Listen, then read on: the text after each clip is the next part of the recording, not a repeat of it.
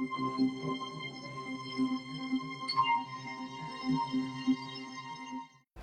character of Harold Shand, actually, the truth of the matter is, I remember with Barry Hanson, who produced it with Longer Friday, I worked with him a couple of times in television.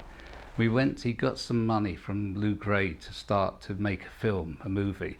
We went to lunch one day to talk about what film we'd like to go and see that night. And it sort of came to the thing as what I'd really like would be to see a Humphrey Bogart film set in East London if Humphrey Bogart had been a Cockney. And that was actually the starting point of Longer Friday and character that became Bob Hoskins' Harold Shand. And the other thing was what enemy, or like the classic thing in any gangster films, the rivalry, there's got to be another villain. And wanted to do something a little bit different. And it was the time then of IRA activity in London. And it seemed a really good idea, instead of just another gangster, make it a force stronger than Harold's own.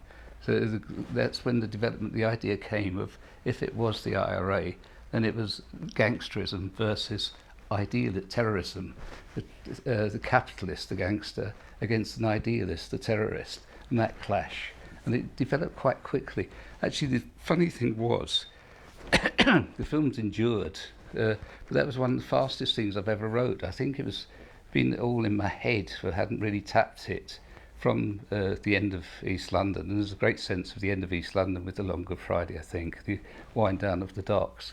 And it was one thing, the first draft, I wrote it in just one very long weekend, Easter weekend, hence the title. That was the first draft. It was in about 4 days. Of course, then there's many drafts after that. But it came very quickly and very fast, and always easy when you set something over 24 hours. What I liked was the idea of Harold being very, very respectable. He saw himself totally as a businessman, respectable man, and everything coming for, and maybe an OBE, or if not a knighthood, something like that might be around the corner. But then, in the time of the crisis, he resorts actually to everything he put away. He's never going to be a villain again. And of course, then he becomes physically vicious. There's a mention, one in line, talking about people from the past. And he said, well, who are they? Someone says. And he says, yeah, of course, they're all dead now. Do you think of anybody who might have an old score to settle or something? Who's big enough to take you on?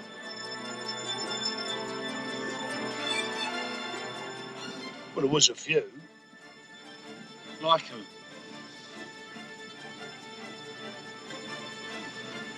Yeah. They're all dead. There's a sense that he had done a lot of killing before he became this respectable man.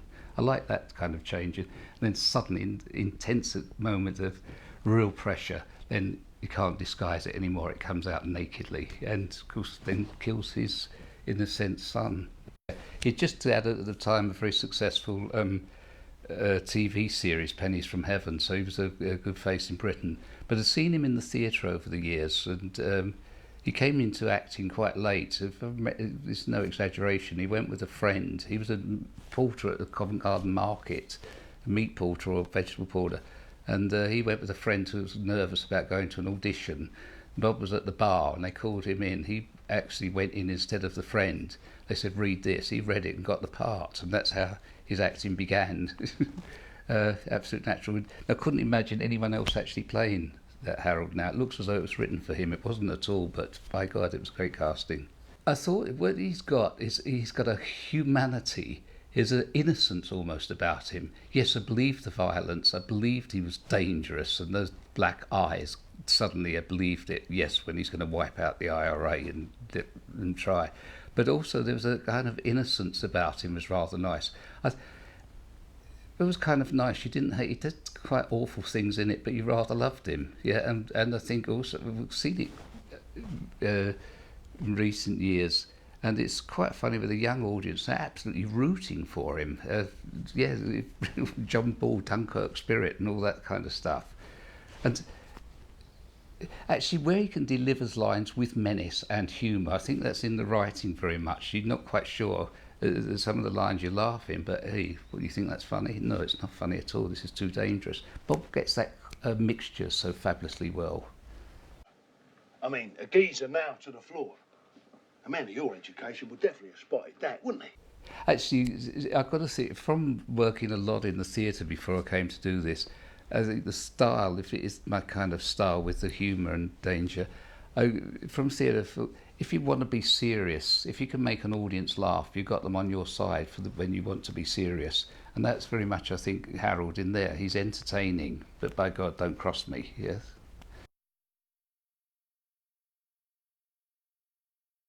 I kind of liked the character of Helen, Victoria. Um, I don't think she was just a gangster's mole. I thought she was the one that held it all together at the dinner when they were going to go back to America, and she did the talking then. I thought she was an interesting character. Also, it's a kind of real attraction, isn't it, to working class heroes of having the posh lady.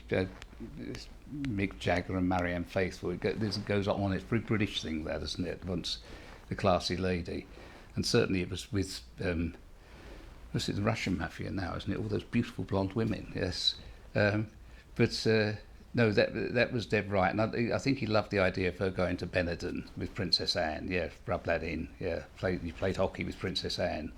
So I got that as a joke in a play, just with the time I was writing this in my masters. And some Benetton lady came to see it one night and said, by the way, you got it totally wrong. We didn't play hockey at Benetton. It's frightfully common. We played lacrosse. So that's why the correction, from my correction I got from someone, is she corrects Bob in the film, yeah. You went to school with Princess Anne, played hockey with her, all that? There's lacrosse at Benetton. Hockey's frightfully vulgar. Yeah, plenty of that. Yeah.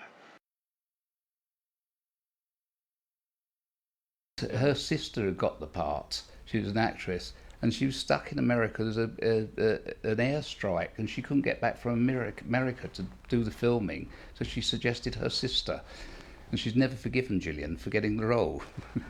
No, it's very lucky. Well, hang on, there's not many East London films were being made then. It was still not really now, and there's an awful lot of wonderful East London actors. So it really did have a great choice. There's always a lot of fun, you know, in films. Having the yacht, Harold's yacht. Of course, it was filmed in July, in the summer, the glorious summer, and anyone that's got a yacht doesn't have it in London at that time. So it was very hard to get the boat. And I was.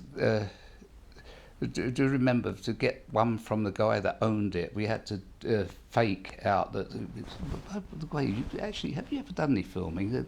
As he was talking, I think we promised him a part in the film if we could borrow his yacht. And does he feature in the film? No,